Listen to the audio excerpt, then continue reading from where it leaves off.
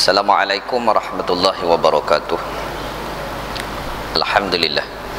Alhamdulillahirabbil alamin wassalatu wassalamu ala Rasulillah wa ala alihi wa sahbihi ajma'in. Subhanaka la ilma lana illa ma 'allamtana innaka antal alimul hakim. Wa qala rabbi shrah li sadri wa yassir li amri wa halul 'uqdatam min lisani yafqahu qawli. Thumma amma ba'd. Jadi alhamdulillah, syukur kehadrat Allah Subhanahu wa taala kerana mempertemukan kita kembali pada sekian kalinya untuk minggu ke minggu dalam kita memperbincangkan setiap kali perjumpaan kita, iaitu kitab Bahrul Mazi, dalam memperbincangkan tentang hadis Nabi sallallahu alaihi wasallam berkaitan dengan ibadah-ibadah sembahyang kita yang bermula dengan at-taharah. Jadi alhamdulillah, syukur kehadrat Allah Subhanahu wa taala dengan kesihatan, dengan inayah dan hidayah juga diberikan kepada kita kesihatan yang baik. Alhamdulillah. Muslimin muslimat yang dirahmati Allah, yang saya hormati seluruh AJK Masjid Al-Hana, pemimpin-pemimpin masyarakat, ustaz-ustaz, guru-guru, muslimin muslimat yang dirahmati Allah. Baik, kita sambung balik dalam perbincangan kita dalam bab ma jaa fil mudmadah wal istinsyaq, dalam bab 139.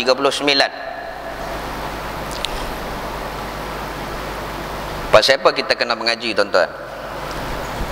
Di antara salah satu sebab mengaji tentang perihal perbuatan-perbuatan yang ada di dalam kitab yang ditinggalkan oleh alim ulama, sebab dia berturutan dengan apa yang disabitkan dengan hadis ataupun dalil-dalil daripada hadis ataupun sunnah Nabi sallallahu alaihi wasallam. Kita tak boleh mengaji buat tutup cara dalam keadaan ikut orang semata-mata. Tengok orang buat maka kita buat. Tapi di manakah hukum hakam yang perlu kita ambil? Maka dalam kitab lah. Di antara salah satu sebab yang saya terbaca, sebelah pengubat hati kita. Di antara salah satu sebab kita hilang khusyuk. Di antara salah satu sebab kita ada penyakit hasad dengki. Di antara sebab-sebab yang kita buat sesuatu kita rasa tak puas hati. Ini bukan dalam kitab Penawar Bagi Hati yang saya duk baca tiap-tiap tak kuliah tafaqquh. Ini di antara kata-kata di dalam oleh ulama-ulama tasawuf yang saya himpunkan, yang telah dihimpun oleh saudara saya, sahabat saya Syekh Aminuddin Abdul Rahim. Di antaranya, itulah kata, bila kita jauh daripada ulama maka nur wajah dia akan hilang, nur. Kata siapa? Ibnul Arabi. Kalau kita tak berdamping dengan ulama maka jauhnya kita daripada rahmat Allah Subhanahu wa taala. Saya sebut satu persatu di sini. Sebab di antaranya, kalau kita tak boleh bersama ulama, kita tinggal apa yang ditinggal oleh ulama. Sekarang ni kitab Bahrul Mazi yang ditinggalkan oleh seorang Syekh Idris Al-Marbawi, yang meninggalkan kita, yang meninggalkan kepada kita tentang kitab-kitab yang boleh kita baca untuk kita turut. Tapi jangan baca saja-saja, tuan-tuan, kena berguru. Takut saat lagi dia jadi berguru dengan iblis pula. Yang pertama, ubat untuk hati, nak bagi datang khusyuk, nak bagi datang redha kepada Allah. Yang pertama, bergaul dengan orang soleh, berkawan dengan orang soleh. Orang soleh ni dia akan ajak pergi tempat-tempat elok saja. Yang toleh tu, yang dia duk ajak pergi disco, dia ubah es dengan tea saja. Kawan dengan orang-orang soleh. So siapa yang nak berhenti buat, yang kita mengaji dah dulu, adakah perlu niat untuk berhenti buat maksiat? Tak payah. Imam Syafi'i kata, mau berhenti saja. Tapi kalau dia nak niat juga nak berhenti, maka dikira pahala. Okey. Bila dah kata niat nak berhenti dalam benda-benda yang bermaksiatkan kepada Allah dan Rasul, tak payah niat. Kira mau berhenti saja. Terus berhenti. Dah berhenti pula, jangan balik berkawan dengan orang-orang tadi. Berhenti isap rokok, duk berkawan lagi dengan orang isap rokok, dia isap balik, tuan-tuan. Berhenti merempit, tapi duk berkawan juga, dia lagi dia merempit sama lah. So bagaimana? Cari orang-orang soleh. Orang soleh ni apa maksud soleh? Bukan Muhammad soleh. Soleh ni maksudnya orang yang baik perilaku dia. Itu maksudnya soleh, baik. Bila kita tengok dia ni baik perilaku dia, dia ada dalam masjid selalu. Ada juga yang duduk dalam masjid kaki perak, tabung masjid, ada juga kerap dalam masjid. Tapi kita tahu di antara orang yang selalu ada dalam masjid, maka kita berdamping dengan dia, kita berkawan dengan dia. Tempat mana dia suka pi, itu masjid. Yang kedua, ubat bagi hati. Diam. Duduk diam. Diam ni dalam keadaan diam dalam hal benda-benda yang batil. Kalau biar pilah tengok benda maksiat depan mata, diam. Tu tak kena. Tengok orang duk bawa markah ke apa ke, kita duk diam saja. Itu tak kena. Anak kita buat satu benda depan mata pun kita diam, itu tak kena. Diam ialah tengok, ataupun kita tak boleh nak kata apa, kita terpaksa duduk. Contoh, di antara salah satu sebab kata ulama kita zalim diri kita sendiri, iaitu bila kita pergi tempat orang, kita tak bersembang, tak tanya siapa nama orang yang ada di sebelah kita. Zalim diri kita. Ramai orang jadi macam tu. Sebab apa? Sebab dia bawa diri dia sendiri. Sedangkan Allah ni suruh berta'aruf, sembang menyembang, tanya siapa orang sebelah kita. Dia naik ferry, dia gagah nganga-nganga mulut tu, nganga sampai ke sini. Dia tak tanya siapa nak pergi mana apa semua. Tak ramah orang kata. Yang tu kena masuk dalam bab ramah. Tanya mai mana. Kita orang lelaki kot dak lah kot, tapi hak perempuan dia rajin tanya. Yang hak rajin tanya pula, kalau hak lelaki pun tanya nak pakai kereta. Tu lah pun dia tanya pun ada niat di sebalik tu. Hak tu yang dia tanya pun. Dak, tanya tu pasal nak memanjangkan silaturahmi. Zalim diri kalau kita pergi satu tempat, duduk satu tempat lain asing daripada tempat kita, kita jumpa orang, kita tak tanya orang tadi. Zalim diri. Sebab apa? Satu ketika dan satu masa nanti pula kita akan ke situ juga. Kalau dah kita kenal mengenal, kita jatuh, ni akan tolong kita. Tu cara kita berkawan. Ya, muslimin muslimat yang dirahmati Allah. Diam tadi, hak cerita diam tadi, bukan kata diam tadi dalam hal-hal benda-benda yang berkaitan dengan perlu kita bercakap. Kalau tak perlu bercakap, diam. Tapi ada juga masjid mana tau, mai tanya saya, Ustaz, iza qulta li sahhi wa bikal imam wa yakhtub yaumal jumu'ah ansib faqad lagaut. Lepas tu kita boleh baca amin tak kalau tu imam baca doa Allahumma ighfir lil muslimina wal muslimat? Sengap. Pasal apa? Diam daripada berkata-kata. Siapa kata amin pun jatuh, dia lara. Ada masjid. Lepas tu jemaah dia pekat pening habis, lama ni doa amin amin amin. Pasal dalam khutbah tak boleh berkata-kata. Tapi di antara syarat sah khutbah kedua tu, dia ada doa untuk muslimin muslimat. Tak boleh sengap lah. Kalau kita kata amin, jatuh, kita lara. Jatuh, kita berdosa. Sebab apa? Bercakap-cakap ketika khatib sedang berkhutbah. Ui, saya ketahui dia pergi baca kat situ. Dia baca dia ialah apa yang mendatangkan lara. Laraut. Amin tu takkan benda lara. Amin. Perkenankanlah ya Allah. Kenankan ya Allah. Okey. Amin. Tak boleh dia kata. Sebab apa? Jatuh, lara, habis. Kalau macam tu lama dah doa amin amin amin. Habis dah. Semua kita habis dah. Saya kata tak jatuh. Siapa tak jatuh? Yang kata faqad lagaut, yang melarakan, yang duk tanya mai lama tak nampak. Tu lara sungguh lah. Tak tahu duk menyanyi sambil dia orang duk khutbah, dia duk menyanyi pelan-pelan. Atau dibuat sesuatu yang luar daripada batasan-batasan yang dikatakan lara. Okey, yang itulah yang dikata jatuh di antara syarat-syaratnya. Tu kena betul-betul lah. Jangan kalau nak mengeluarkan sesuatu fatwa, tolong perjelaskan betul-betul. Betul. Cuma amin tu tak kena, ya, saya mengaku. Orang kita ni bunyi kata tu imam mula bunyi ya, tarik nafas dia amin lah. Allah amin, dia bunyi Allah saja apa amin lah. Allahumma salli ala sayyidina Muhammad, amin. Salah tuan-tuan. Patutnya kena kata apa? Selawat baliklah dekat Nabi. Doa amin buat apa?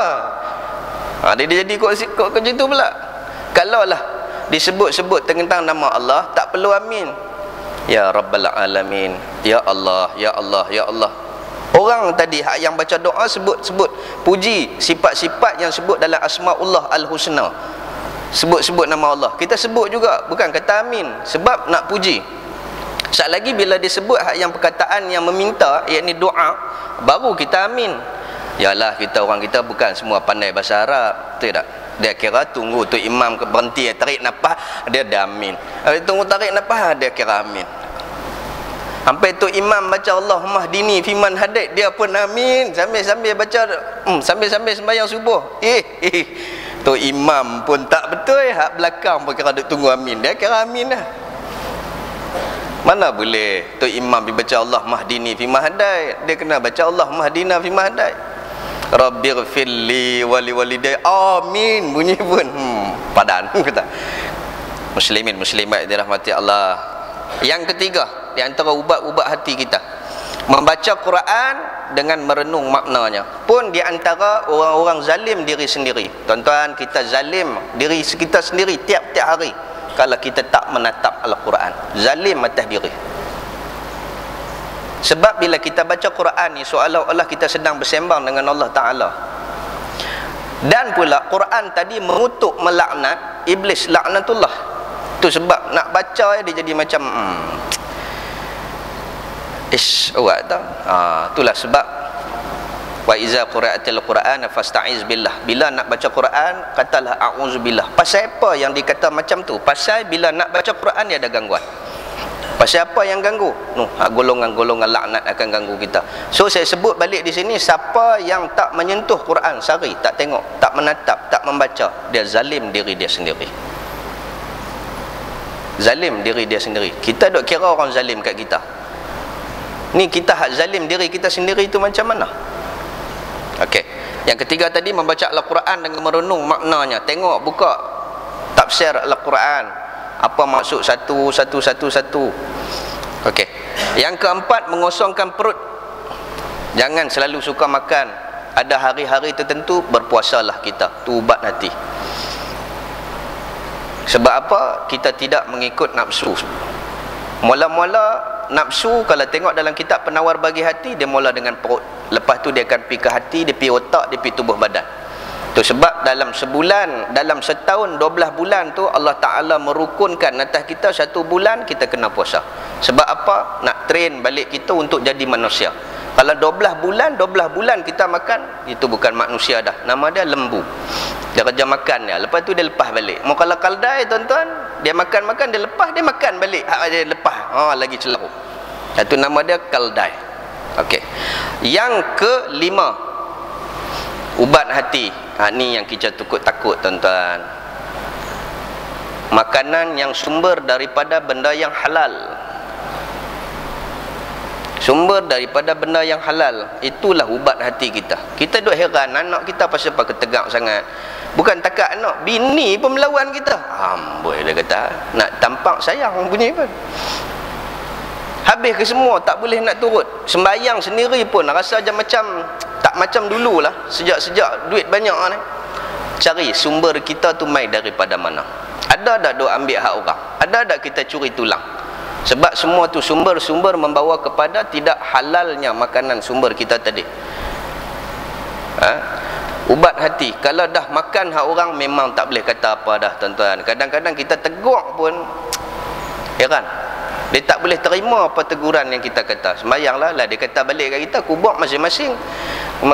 Ingat-ingat macam nak jawab balik lah. Memanglah kubur masing-masing. Awak ingat nak mandi sendiri, ingat nak pergi kubur tu sendiri.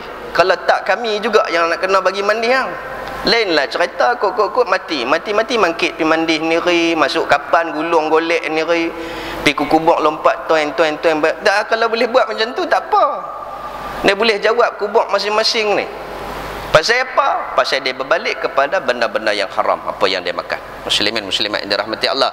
Ubat hati yang keenam, salat tahajud atau qiyamul lail. Sebab apa dia kata solat tahajud, qiyamul lail? Solat tahajud apabila tertidur. Kalau qiyamul lail maksudnya kita tak tidur, kita berjaga.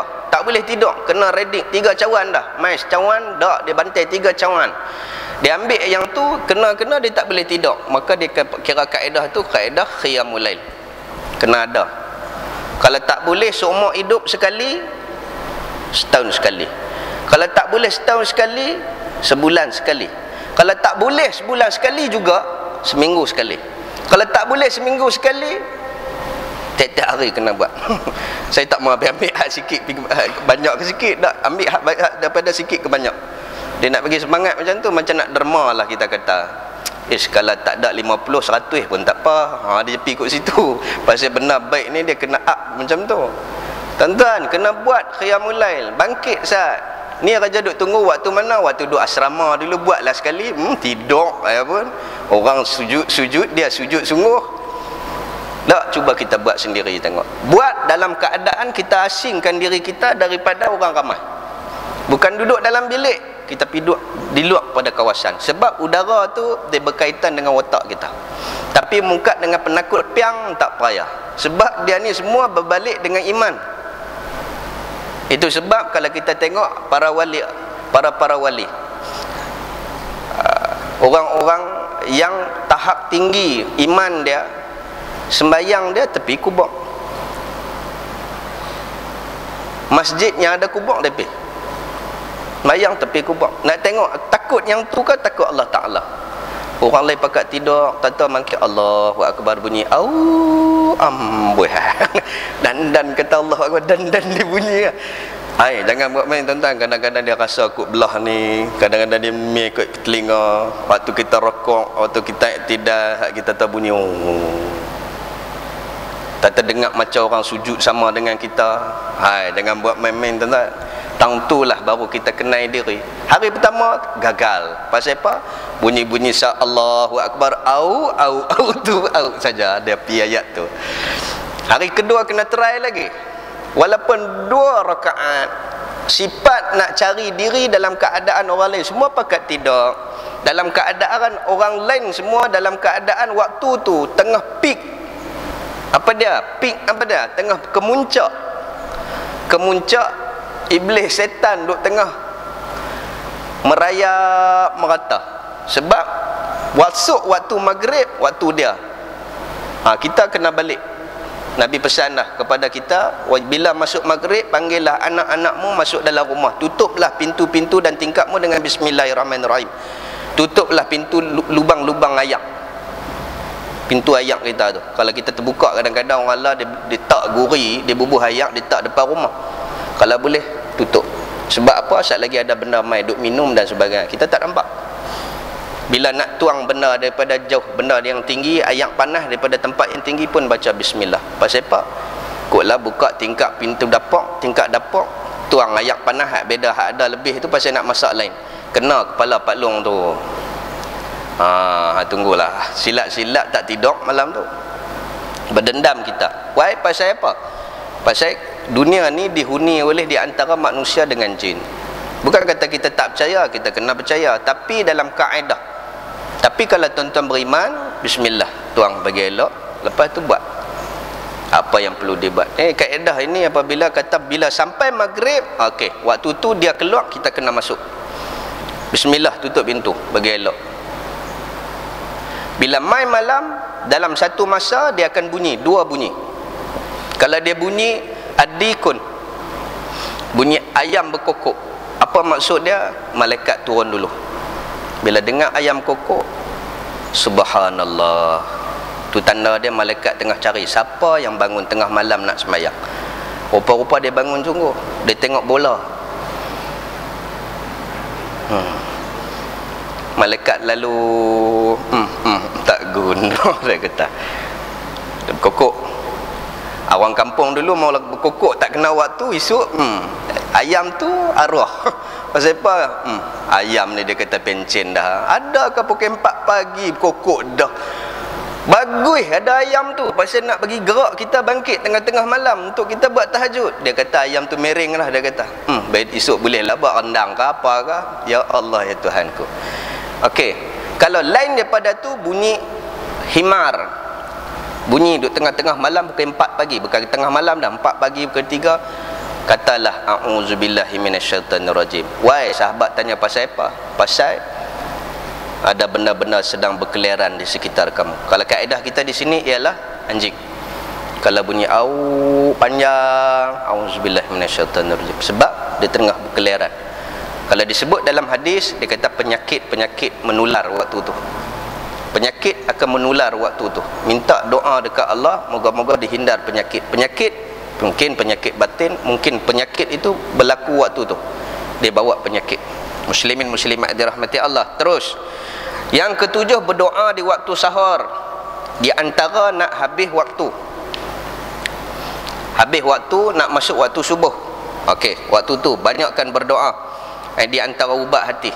Terus membanyakkan istighfar. Astaghfirullahalazim, astaghfirullahalazim. Berapa kali kita istighfar? Harap sembahyang ya. Kalau tak sembahyang, sembahyang berapa waktu? 5 waktu. Berapa kali? 3 kali. Astaghfirullahalazim. Dengan lagu memang cukup 3 kali ya. Kali 5, 15. Nabi satu hari 100 kali istighfar. Kita 15 tu kalau rajin. Kalau tak rajin, silap-silap dia tu hawai lagi. Habis-habis bagi salam, hilang. Bila kita nak istighfar, terlupa.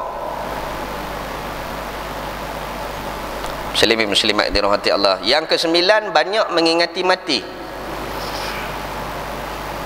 Yang muda pun dah tinggalkan kita, yang kecil pun tinggal dah kita. Hak kita yang atas pada 40 ni elok lagi ke? Nak tahan lama mana? Ingat mati.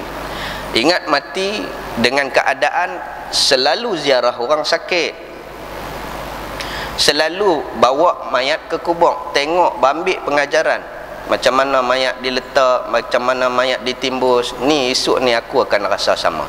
Dia ikut juga orang rusung mayat. Dia ikut untuk apa? Dia kira berapa orang rusung mayat, ada satu, berapa ni sat lagi dia pergi tutup. Rupa-rupanya dia cepur, dia kira dia nak pergi menikam. Ada juga. Dan di sinilah pengajaran terakhir untuk kita apabila dibacakan talqin. Talqin ni benda ilmu kepada kita. Hikmah si mati itu berlaku atas diri yang sehidup. Tapi saya nak pesan di sini bagi orang yang baca talqin, kalau boleh dengan nyata dan lantang suaranya. Pasal apa? Pasal itu pengajaran pada kita sebenarnya. Kalau diikut yang mati itu tak ada apa dah. Ajak pun tak guna dah. Cuma nak beda jawab ya. Tapi siapa yang akan jawab soalan kubur tadi? Amalan kita. Cuma pengajaran pada si hidup. Apabila ditanya kepada kamu, siapa Tuhan kamu? Jawab satu. Yang baca talqin tadi. Ada juga yang saya pergi dengar baca talqin, ngungang seorang-seorang dia. Halis semua dah. Apa pengajaran dia dapat? Tak ada apa. Kalau dia baca dengan jelas dan nyata, dengar-dengar tu sat lagi kata duk kira dah tadi, yang usung adalah 6 orang, kaki kali 2, mayat ada satu usung. Oh, dia kira-kira nak pi lah sat lagi. Sukan yang tak berpeluh ni. Sport toto bunyi pun. Kira nak pi menikam, dengar-dengar kata apabila datang kepada kamu 2 orang malaikat dan serat terus. Nampak pengajaran dia. Ada pengajaran di sebalik apa yang dikatakan. Cuma nak sabit balik ada dalil nas dia ada. Itu memang tak ada lah. Tapi sebagai pengajaran terakhir. Muslimin muslimat dirahmati Allah.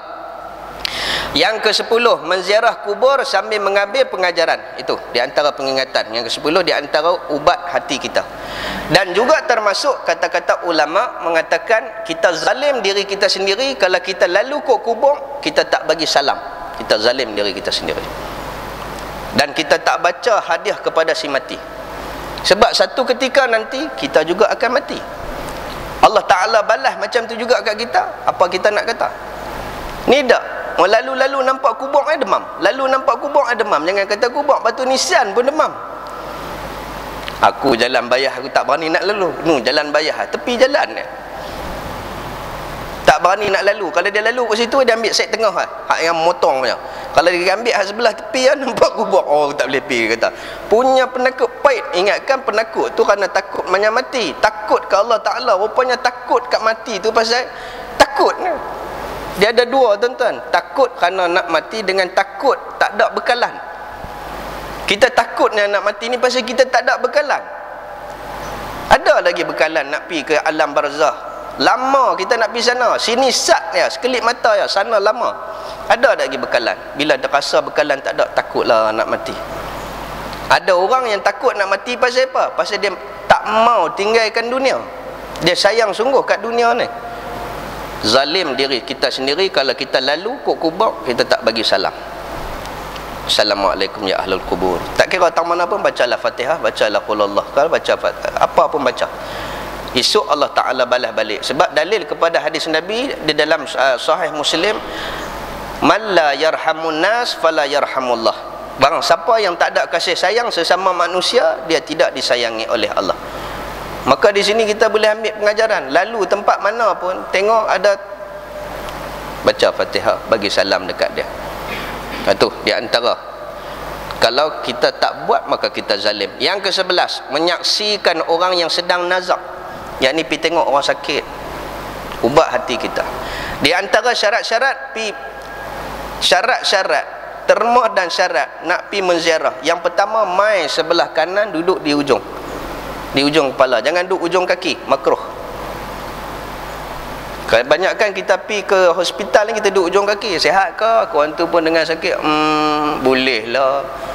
Itu yang pertama, mai duduk ujung tepi dengan kepala dia, tanya usap kepala. Sebab sabit kepada hadis Nabi SAW, perbuatan Nabi ni waktu hidup dia, ada seorang hamba Allah ni diupah oleh Abu Lahab untuk ludah kepala dia tiap-tiap pagi kalau dia nak pergi sembahyang subuh. Tiap-tiap pagi kawan tu khaiat tuih dengan tak gosok gigi, tak apa, lalu kat tepi rumah dia, duduk atas sutuh, duduk atas bumbung rumah dia, Nabi lalu, Muhammad lalu, dia ludah. Pak, Nabi tengok-tengok, tak kata apa. Makalah kita tunggu Nabi jatuh kata ni, tak ada apa, dia lap dia pergi sembahyang. Esok pagi pula pak ke sini, kadang-kadang kena muka. Mai satu pagi Nabi lalu-lalu kat rumah kawan ni, sengap, tak ada apa. Tak ada orang ludah pun, Nabi undak balik. Kalau kita tobat lari laju tang tu, undak balik, tak ada siapa pun. Nabi pergi sembahyang habis semua, lepas sembahyang duha Nabi balik mai. Nabi cari balik, mana hamba Allah ni, tanya jiran-jiran dia, mana dia yang duduk rumah ni, demam, dia kata. Orang kampung kata demam. Nabi balik ke rumah dia, suruh Khadijah sediakan sesuatu untuk dia bawa nak pergi berziarah. Dia sediakan roti dengan ada tempat benda nak cicah roti tadi, bawa pergi dekat rumah yang hak suka meludah dia tadi. Ketuk masuk, nak masuk rumah, dia dengar Muhammad yang bagi salam, Allah. Dia kata, mati dah aku, hari tu aku kerja duduk ludah dia, hari ni aku dah lah demam kora. Merekod punya duk ada, nak bangkit lari tak boleh dah. Dia kata masuk pilah, nak buat apa buatlah Muhammad. Dah Nabi mai ujung kepala dia, Nabi pegang kepala dia, demam no. Dia sengap tak kata apa, Nabi ambil air semua buat kat dia, meleleh air mata dia. Dia kata, selalu yang berada di sisiku ketika aku sakit adalah ibuku yang mengusap-ngusap kepalaku. Engkau wahai Muhammad, dalam keadaan aku meludah engkau tiap-tiap pagi, dalam keadaan sebegini pun hang boleh buat lagi kat aku macam ni. Meleleh air mata dia dengan keadaan apa yang dilakukan oleh Nabi SAW.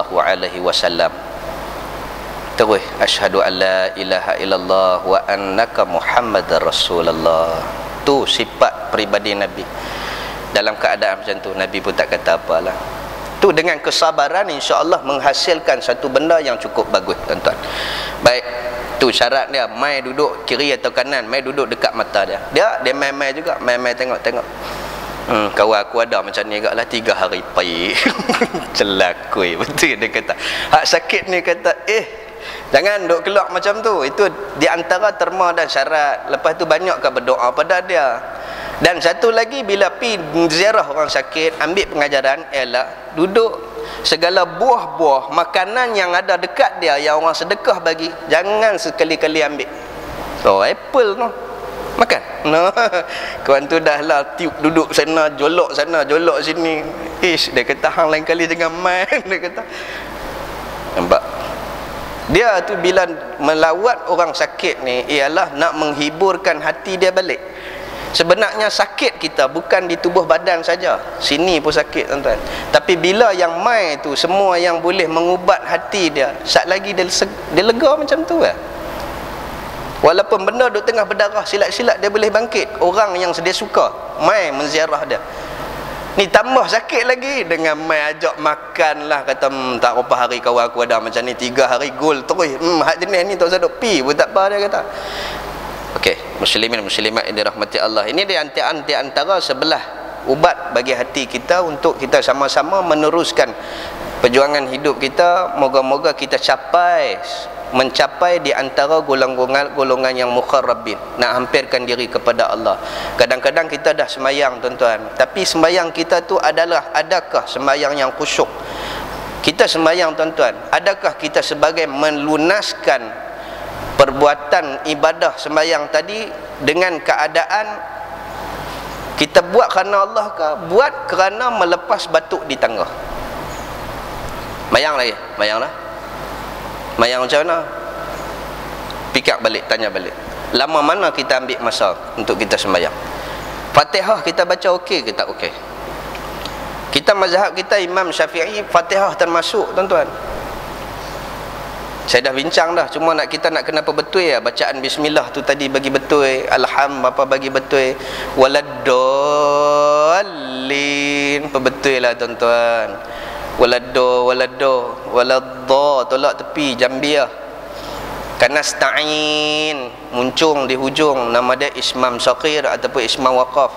Iyyaka na'budu wa iyyaka nasta'in. Pasal apa nu? Ihdinas sirata, pasal apa baca tak baca tak baca sebab huruf yang ketiga dia baris bawah, maka dia kena baris bawah. Apabila dia bersambung di antara ihdinas sirata iyyaka na'budu wa iyyaka nasta'in, dia sambung sekali, dia panggil hamzah wasal tadi. Jangan baca iyyaka na'budu wa iyyaka nasta'in ihdinas siratal mustaqim, jadi tak jadi imam pun tak apa, tolak di belakang. Dia kena baca macam mana? Iyyaka na'budu wa iyyaka nasta'in ihdinas siratal mustaqim, hamzah wasal tu buang. Ya, waladdallin tu 6 harakat. Lin tu nak letak banyak mana tak apa, tapi dia ikut dengan bismillah kita tadi. Kalau bismillahirrahmanirrahim, waladdallin sekali lagi hak ujung bunyi bunyi pun. Pasal apa? Habis dah. Waladdah tu dah 6, lin tu 6 juga. Tata bunyi ya, bunyi pun. Okey, kalau nak selamat bismillahirrahmanirrahim. Dah 2 dah. Tu kalau hak yang kita dah agak-agak tak berapa nak boleh pilih lah. Alham sebut bagi betul. Baik, bacaan Nabi SAW, bacaan Fatihah Nabi. Sebab zaman Nabi tak ada tajwid. Nabi baca macam mana? Alhamdulillahi Rabbil Alamin Ar-Rahmanir Rahim Maliki Yaumiddin. Tu bacaan Nabi. Nabi baca macam tu. Kita dengar-dengar macam tu, kira ada kereta insya-Allah geng-geng tu dia kata. Tak, memang betul Nabi baca macam tu. Sebab kaedah tajwid tak wujud pada zaman Nabi. Nabi baca yang mana panjang, mat lazim ke, mat jaiz ke, mat wajib ke, mat apa pun sama semua, 2 harakat Yang mai yang membincangkan ulama qiraat ataupun ulama-ulama mufassirin membincangkan tentang berapa panjang yang ni, berapa masa zaman Sayyidina Ali setelah Quran dibukukan. Okey, zaman Nabi itulah cara bacaan dia. Dan ingat tuan-tuan, di antara yang selalu sangat berlaku ialah saktatain. Apa dia saktatain? Sengap selepas daripada angkat takbiratul ihram. Termasuk di antara syarat-syarat jadi imam. Kalau kita jadi imam, jangan Allahu Akbar, Bismillahirrahmanirrahim terus dak. Saktatain maksudnya sengap sat. Saktatain ni maksudnya 2 kali sengap dalam ketika sebelum bayang. Sebelum nak baca dan teruskan bacaan. Sengap sat. Selalunya sengap ni apa kita buat? Baca doa iftitah. Jangan terus. Kita akan bagi peluang untuk baca doa iftitah. Lepas tu dah baca Fatihah, imam baca Fatihah. Okey. Makmum pula akan baca lepas waladdallin amin. Masa tu pun kalau boleh sengap sat imam tadi. Sebab kalau imam terus membaca surah, celaru. Sat lagi celaru. Apa celaru? Makmum alham duduk dengar imam baca, dia apa celaru, la ikut imam baca wal asri, dia apa baca wal asri sama. Kalau boleh, okey, guidekan benda tu agak-agak habis satu Fatihah. Kalau tak habis satu Fatihah pun lepas bismillah pun tak apa dah. Bismillahirrahmanirrahim wal asri innal insana. Okey, terus. Ada orang ni terus menjadi gangguan kepada makmum. Ada ulama kata tak sah buat macam tu. Saya pergi Masjid Bayah. Masjid Bayah ada hak yang orang tua-tua ni dia buat macam tu. Waladhdallin amin. Hari dia baca pula Fatihah. Dan ada Syekh Ismardi kita pun ada kadang-kadang dia buat macam tu. Tapi dia ambil ayat-ayat pendek ya untuk surah kemudiannya. Itu pun ada yang daripada mazhab Hambali dan Hanafi.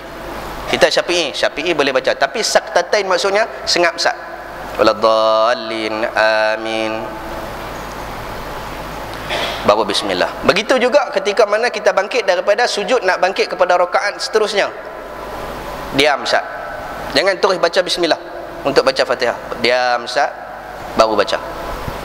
Itu di antara syarat-syarat untuk jadi imam. Muslimin muslimat dirahmati Allah. Baru kita nak masuk dalam bab kitab kita. 139 bab yang telah datang ia pada berkumur-kumur dan memasukkan air ke hidung serta menghembusnya. Wa qala musannif rahimahullahu ta'ala anhu, kata pengarang kitab ini, ketahuilah kiranya ya saudaraku, adalah berkumur-kumur itu iaitu memasukkan air ke dalam mulut serta dikocak-kocak air itu di dalamnya. Bukan kocak macam tu. Hari berkata kocak dengan muka-muka pula. Kocak ayat tadi, kocak-kocak. Okey.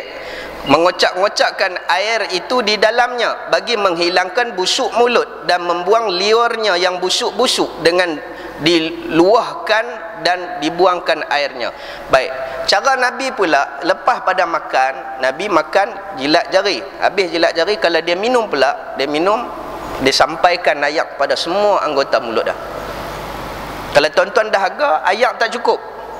Cara minumnya ialah masukkan dalam mulut ayak tu yang sedikit tadi, bagi kena gusi semua, baru telan. Tapi kalau lepas makan, bubuh ayak dalam mulut, pi kocak-kocak berkumur, jangan telan. Imam Syafi'i kata benak perut sampai ketua. Adakah bekas tek gigi pi telan pula, tu makruh. Kocak-kocak. Ada agak dia buat, dia konon-konon dia kata tu hadis. Memang hadis Nabi berkumur-kumur lepas makan. Tapi bukan berkumur kocak-kocak. Buat macam tu ya, bagi hak mana sisa-sisa lekat di celah-celah atas ni, bagi dia pi macam tu ya. Dengan ayak kita tadi. Cuma jangan berkumuk-kumuk sampai kocak bunyi pun. Bagi lalu sekali ya, telan. Kalau kocak telan, orang-orang ada di tepi hak lain semua kat kembang tengkuk biar ish, dia kata apa barja macam ni. Makruh. Imam Syafi'i kata makruh, imam lain tak kata apa. Buatlah sebab Nabi biasa buat macam tu. Cuma kita pada dasar dia, Imam Syafi'i dia teliti, tuan-tuan. Ni kalau orang perempuan dengar dia cukup seronok. Sodek tuan-tuan, kalau nampak sompek sikit, Imam Syafi'i tak bagi, makruh. Ada tunggu modal itu orang perempuan. Sodek tu tadi. Pinggan, mangkuk, kalau ada ropek-ropek sompek ke apa, orang panggil apa, sumbing ke apa ke, tu mau tukar. Imam Syafi'i tak bagi, makruh. Sebab apa? Di tempat yang sompek tadi, tempat yang sumbing tadi akan melekatnya kuman-kuman. Betul tak? Lama-lama dia nak hitam tuan-tuan. Perempuan kata kena getah dah malam ni. Tu ya. Mak geruk ramai orang pasal tu, dia duk pakai modal tu pasal lagi. Dak memang sungguh pun. Memang tak boleh. Sebab apa? Imam Syafi'i dia teliti dalam bab-bab benda-benda macam tu. Dalam bab nak menyuci mulut dan sebagainya. Baik. Dan memasukkan air ke hidung itu ialah dengan dihisap sedikit. Itu sebenarnya. Ambil air yang ada di tapak tangan. Pindah dia kata Ustaz. Dah lama-lama biasa tuan-tuan. Saya kalau sesemua tuan-tuan, saya isap ayak. Kalau tak ada, kalau masa saya duduk di Mesir dulu, kalau saya semua zukam, kita pergi Saudaliah pada farmasi zukam. Dia tak bagi ubat macam kita duk makan. Dia bagi ayak macam titik di mata. Apa dia pula dah? Bukan sakit mata, habaq dia. Aku tak boleh menafas. Itulah dia kata. Bodoh dia kata. Pasal kita orang baru. Dolok dalam picit. Lega tuan-tuan. Sebab apa? Lorong hidung kita ni panas. Bila panas, hak yang isi lembut tadi dia membengkak. Bila membengkak itu sebab kita tak boleh menafas. Masukkan ayak. Nabi ajak dah. Kalau tuan-tuan bangkit tidur, sok-sek daripada umur 20 sampai umur 80, bangkit pagi ya sok-sek. Suara cukup cantik punya doa dah. Kalau subuh mayang bunyi dengung bagus ya. Pasal apa? Sebab kita tidur panas tuan-tuan. Sebab ada sabit satu hadis Nabi SAW, bila kita tidur, syaitan iblis bertenggek dalam hidung kita. Maka cara dia macam mana? Ambil ayat sembahyang tadi, waktu masuk yang bahagian nak basuh hidung, kita buat macam ni. Tapi sebenarnya Nabi buat macam mana? Hak lepas bahagian kumuk tadi, hak yang lekat di sikit tapak tangan, buang. Allah, mula-mula belajar tuan-tuan, pinau pahit sampai ke mulut. Tapi lepas tu insya-Allah clear, cantik. Menapas pun suara pun elok, sebab dia buang balqam kita. Apa dia balqam? Ni kahak-kahak kita waktu kita isap. Keluar tengok hak pagi tadi tu. Hak pagi tadi kumuk waktu maghrib, hak pagi tadi keluar ni waktu maghrib. Buat macam tu sebab ini sunnah Nabi sallallahu alaihi wasallam. Dihisap sedikit air daripada tapak tangan, kemudian dihembuskan keluar balik supaya keluar bersama-samanya barang yang dilewati daripada tahi hidung dan hingus-hingusan. Dia tulis dia tuan-tuan, bukan saya reka. Kata apa ustaz, cerita tahi hidung pula. Maka syarak suruh sangat-sangat. Syarak suruh sangat-sangat mengerjakan demikian dan dibuatkannya. Ni, ingat nah, ambil ayat sembahyang bukan takat basuh macam tu je. Basuh macam tu hanya perbuatan ulama kata. Tapi Nabi buat macam mana? Isap ayak. Tapi isap ayak tadi jangan kat gayung. Dia pergi cedok-cedok gayung besar tu, dia isap macam tu. Tu gajah yang buat kerja macam tu. Nonong sungguh lah palong ni. Ni pakai ayak hak mana ada saki baki ni. Sebab ayak sejuk. Hidung kita tadi panas. Hak yang kulit lembut, isi lembut yang ada dalam tu dia panas, dia akan membengkak. Bila bengkak tu yang ambil ayak isap. Malam ni contohnya sejuk, tak tahu sekejap lagi dia rasa awak tidur belah ni rasa macam ambil ayak. Tapi ambil ayak sembahyang lah tuan-tuan. Kalau tak mau pun tak apalah, ambil isap. Tak pun saya pesan kat anak saya ambil air mo. Tahu air mo? Air titik mata. Tak di hidung, picit. Lepas tu isap. Pasal ilmu dia lebih kurang dengan hak yang macam ubat yang kami beli ke? Boleh tuan-tuan, sebab kita nak bincang tentang sunnah Nabi, hadis Nabi sallallahu alaihi wasallam. Baik, masalah 140. Berkumur-kumur dan memasukkan air ke hidung dan hadis. Sungguhnya telah dikeluarkan oleh Imam At-Tirmizi akan hadis berkumur-kumur dan memasukkan air ke hidung waktu mengambil air sembahyang itu demikian bunyi. Bila ada masalah bawa satu hadis, ataupun kita ada bagaimana kita nak tengok cara sahabat tengok Nabi sallallahu alaihi wasallam ambil ayat sembahyang. Hadis yang berbunyi an Salamah ibnu Qais qala Rasulullah sallallahu alaihi wasallam iza tawadda'ta fantathir wa iza istajmarta fa'autir.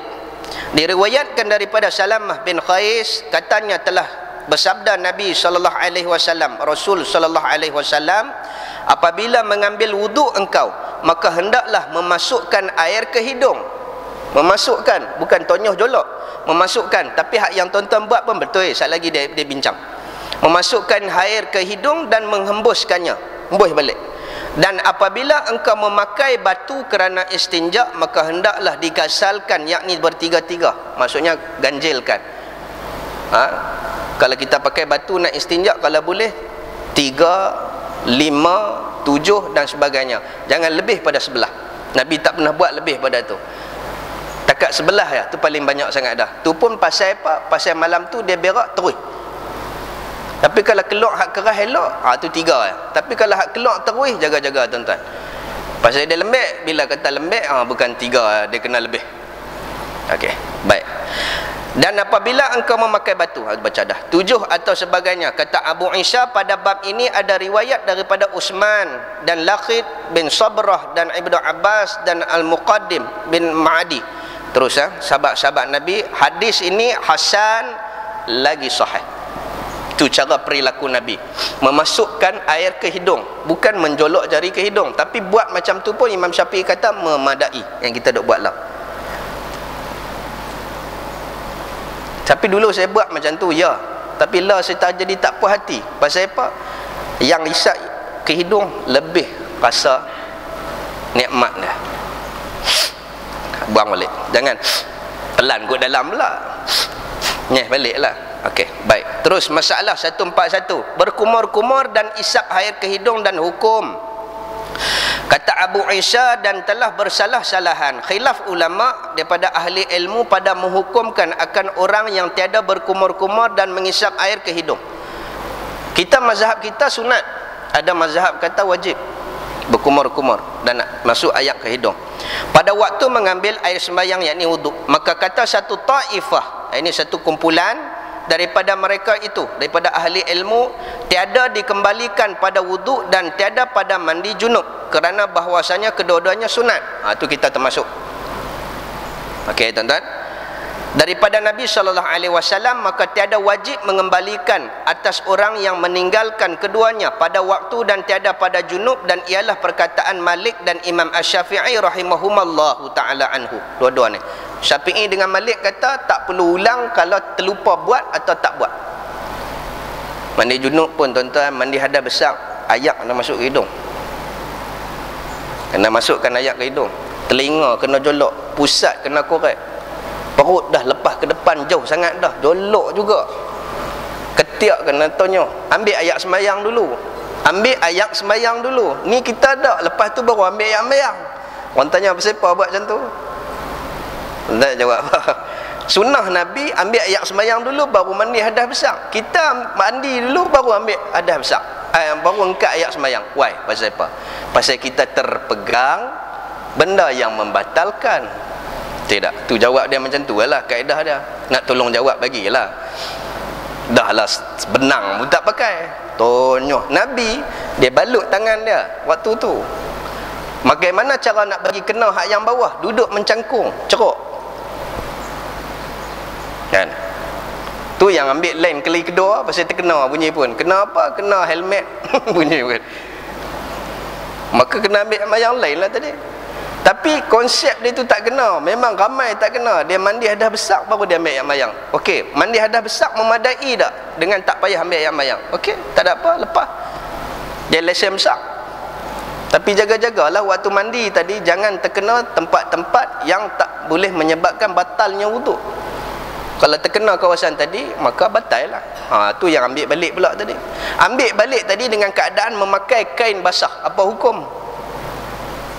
Okey, kain basah tadi pakai kencing dalam kain tak? Lak lah tutup kerja macam tu. Kalau kencing dalam kain basah tadi tak boleh ambil pakai kain basah tu dah. Sebab duk menajis lagi. Okey, kain basah tadi hanya untuk menutup aurat ya. Nak kencing dia pergi tempat lain. Syabak dah dulu nah, kita dah masuk dah. Kencing dengan tempat mandi tolong bezakan. Duk tengah mandi tiba-tiba nak terkencing, pi bilik ayak. Tang ni hanya mandi saja. Dak, tang tu dia lepas. Tu anak mai bojakin mai tang mana tempat ni? Padan dia lepas tang tu. Jaga, asingkan. Sebab sekali lagi nak ambil ayat sembahyang, kita nak angkat hadas besar pun dia jadi celaru. Sebab apa? Kita mandi dengan ayat najis. Dia pakai kain cukin, dia pakai kain basah dia tadi, dia sambil kencing. Tata panas bunyi pun.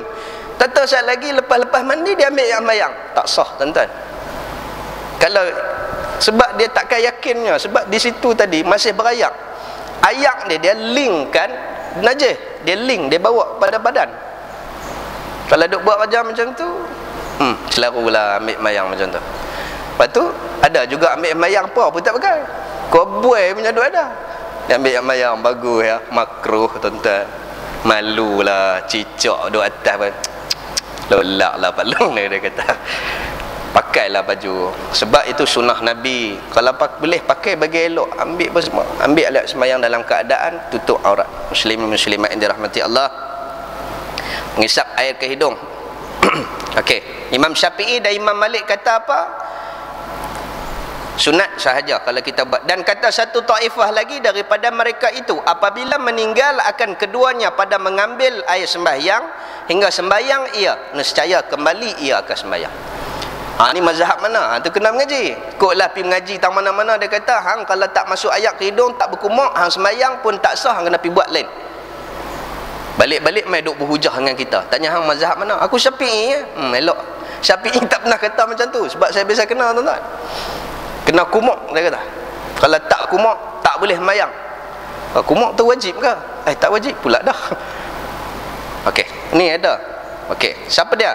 Siapa mazhab mana yang kata dan memikir mereka itu akan yang demikian itu pada wuduk dan mandi junubnya bersamaan pada hukum, dan dengan dialah berkata siapa? Ibnu Laili, Abdullah bin Abdul Mubarak dan Ahmad. Siapa dia? Mazhab Hambali. Mazhab Hambali kata tak kumur, tak isap ayat ke hidung, tak sah sembahyang, sebab dia termasuk dalam rukun mengambil wuduk. Tu kita mengaji tuan-tuan betera tu. Kalau tuan-tuan nak taklid mazhab, nak ambil ayat sembahyang, contoh nak pergi tawaf, ada orang ajak terus taklid mazhab. Mazhab mana? Hambali. Pasal apa? Hambali pegang bersama laki perempuan tak batal. Okey. Dia nak pergi, dia kata macam mana? Taklid mazhab. Mazhab mana? Hambali. Kalau kata tuan-tuan nak taklid mazhab Hambali, tuan-tuan ambil ayat sembahyang macam mana Hambali buat. Kena mengaji. Masuk ayat ke hidung dengan berkumur, wajib kena buat. Tengkok pun kena buat. Pernah mengaji tak bab basuh tengkok dulu? Kita menyengit basuh tengkok, habis baju-baju. Naknya basuh tengkok mazhab Syafi'i tak ada pun. Okey, ini pun tak Hambali juga basuh tengkok. Itulah membezakan yang mana wajib, yang mana tidak. Ini mazhab. Tiba-tiba kita yang mengaku mazhab Syafi'i, kita buat yang Hambali punya. Oi, mengikut mana?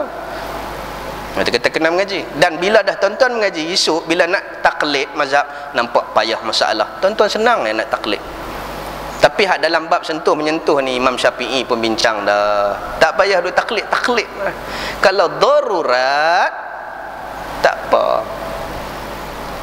Jangan sampai rasa segak juga boleh buat bini buat dah. Tepi. Waktu nak tawaf lah. Lain pada tu dia balik Malaysia pun dia duk pakai macam tu juga. Dia dengan isteri dia pun duk macam tu juga.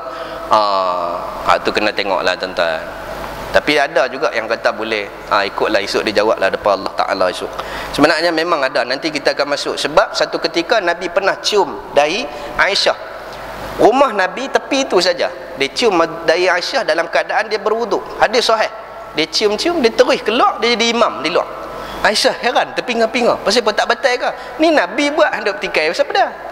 Maksudnya boleh. Tapi saya kata di sini Imam Syafi'i kata jangan, jaga-jaga. Kalau kata boleh, saat lagi dia jadi takut celaru, maka kita mengambil ikhtiyati. Apa dia ikhtiyati? Jaga-jaga. Cium-cium saat lagi nak jadi imam ke jadi apa ke cerita dah. Tak jadi kerja saat lagi. Pasal apa? Laki perempuan dia tak boleh belaga. Bila dia belaga, dia jadi main benda lain. Bila main benda lain, takut ada benda keluar. Bila ada benda keluar, benda tu najis, batal ayat mayang. Tak payah cerita banyak-banyak lah tuan-tuan.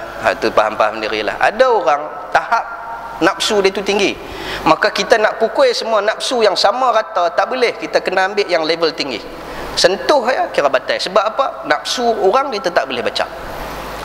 Saya boleh kawan nafsu saya, tapi dalam masa yang sama, dalam hal yang sama, dalam perkara yang sama, sahabat kita tak boleh kawan nafsu dia.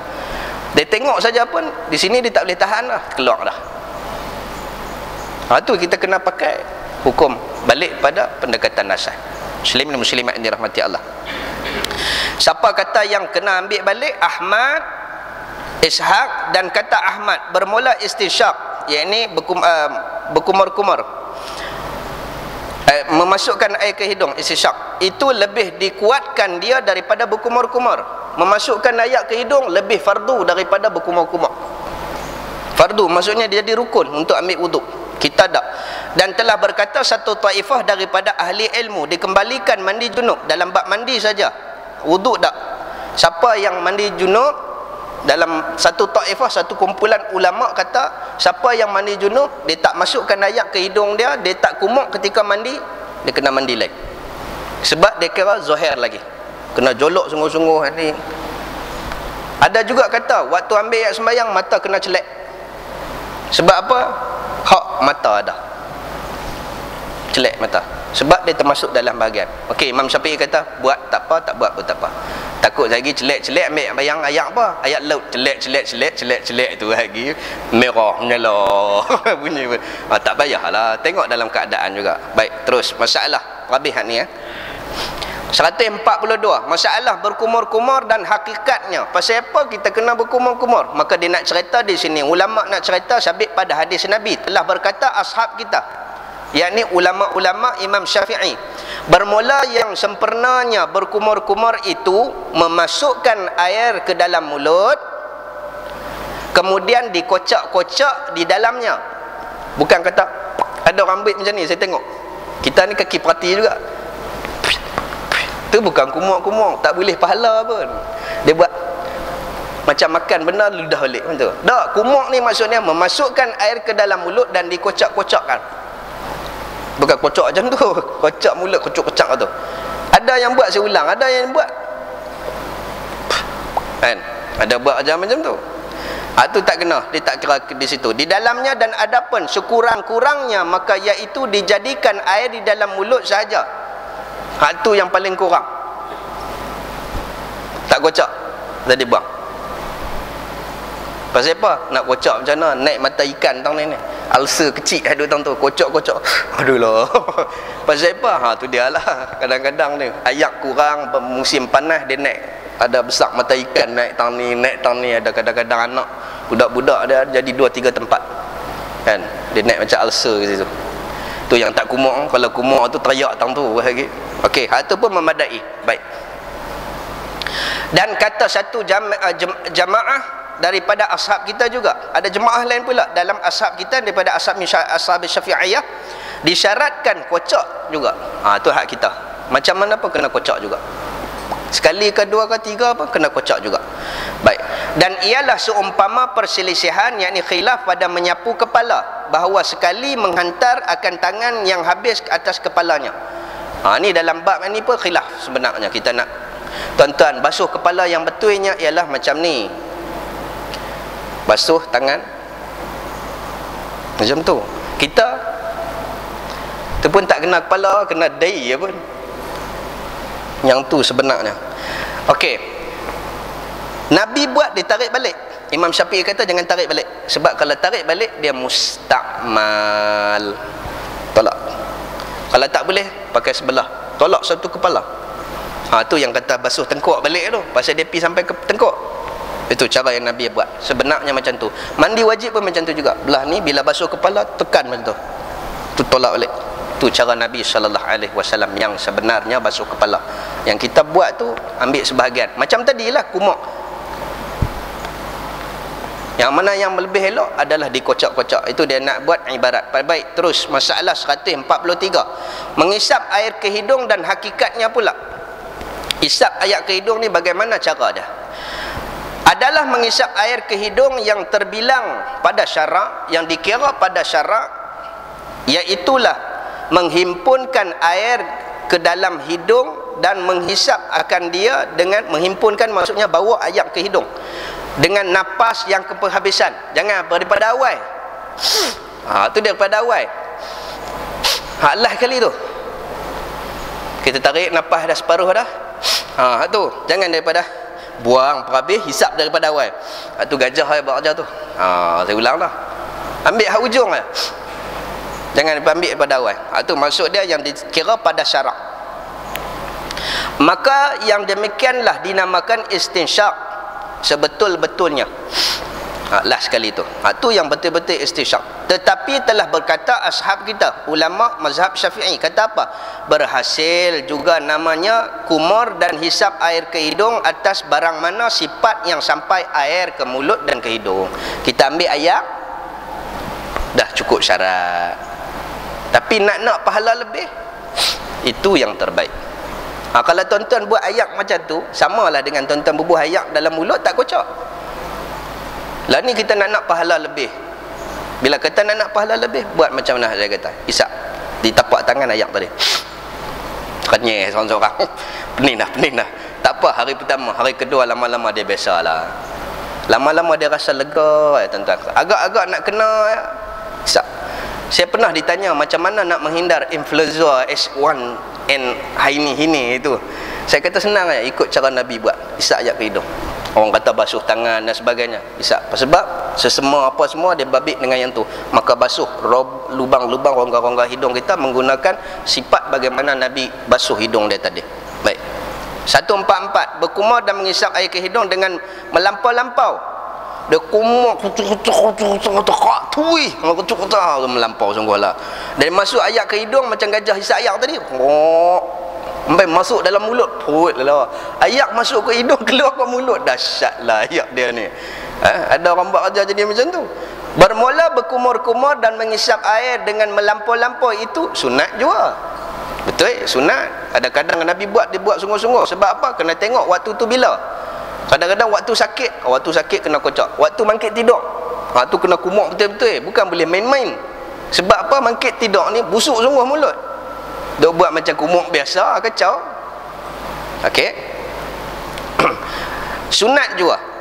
Melainkan jikalau seorang itu puasa, maka makruh yang demikian itu kerana hadis laqit bahawasanya Nabi sallallahu alaihi wasallam bersabda, wa baligh fil istisqa illa an takunu sa'imah.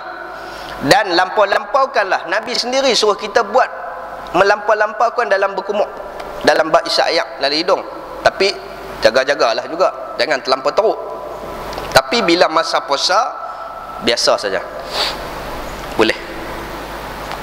Boleh isyak ayak ke hidung, tapi jangan melampau-lampau sebab makruh.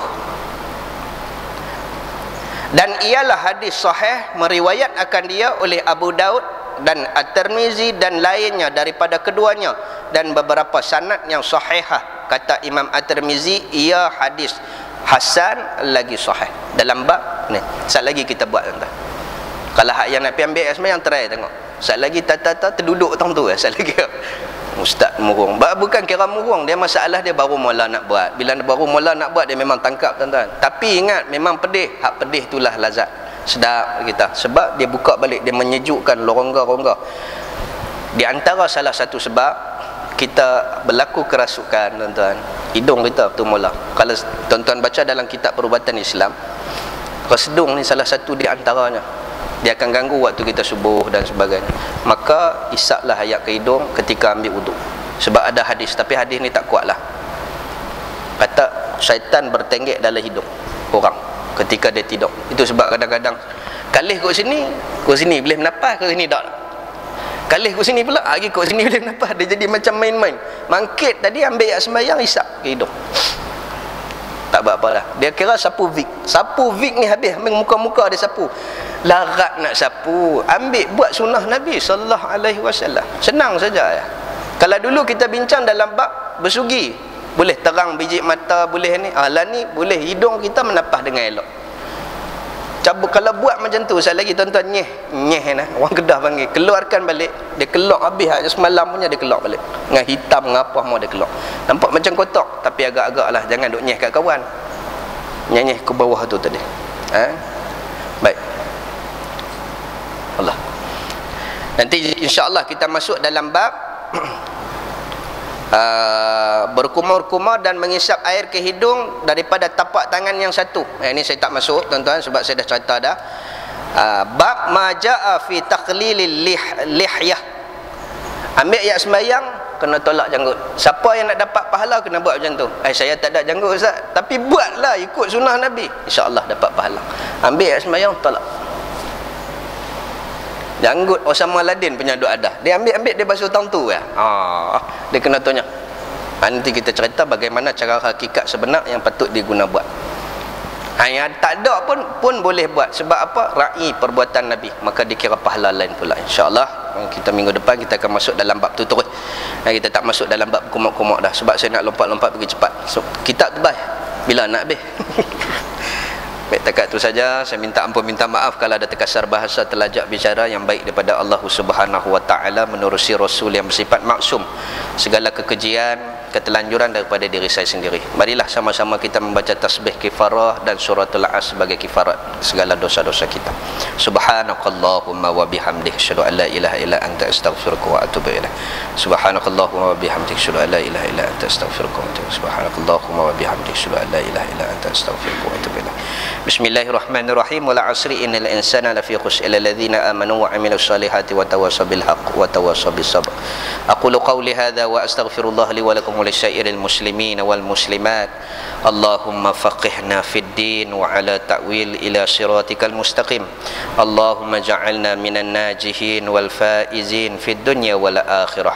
Wa sallallahu ala sayyidina Muhammad wa ala alihi wa sahbihi ajma'in. Walhamdulillahi rabbil alamin. Wassalamualaikum warahmatullahi wabarakatuh.